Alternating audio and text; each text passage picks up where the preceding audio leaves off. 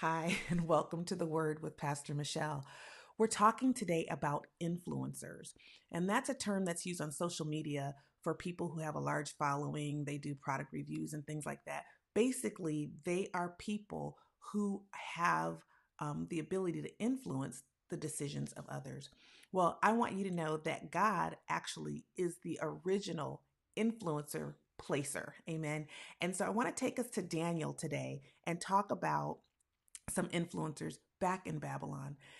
If you're familiar with the story, you know the Jews were overtaken and were brought to Babylon, but the king actually had a strategy, and I want to read for you Daniel 1 and 4. It says he wants them to pick children in whom was no blemish, well favored, and skillful in all wisdom, and cunning in knowledge, and understanding science, and such as had ability in them to stand in the king's palace, whom they might teach the learning and the tongue of the Chaldeans. And that's in the King James. But I like what it says here in the New Living Translation. It says, select only strong, healthy, and good looking young men, he said. Make sure they are well versed in every branch of learning, are gifted with knowledge and good judgment, and are suited to serve in the royal palace. Train these young men in the language and the literature of Babylon. So the king knew who he wanted in his court, and he wanted very select people with these external qualities. But you know, God is always working on the inside too. And so people will rise. God will give them favor so that they do meet the requirements that are listed, in this case with King Nebuchadnezzar, but in your case, for your job, amen, or for your business. If you're looking to get a contract or hired or whatever, God will give you favor. God will allow you to be elevated because he wants to position you where he needs you to be, where your gifts and talents will be on display, and where he can use you to influence at those companies, those businesses, those educational institutions, wherever he's called you to.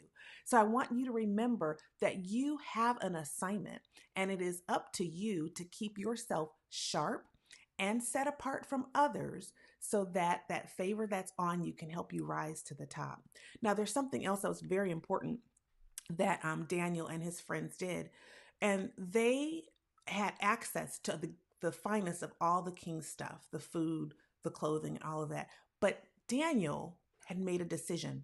Verse 8 of Daniel 1 says this: Daniel purposed in his heart that he would not defile himself with the portion of the king's meat, nor with the wine which he drank.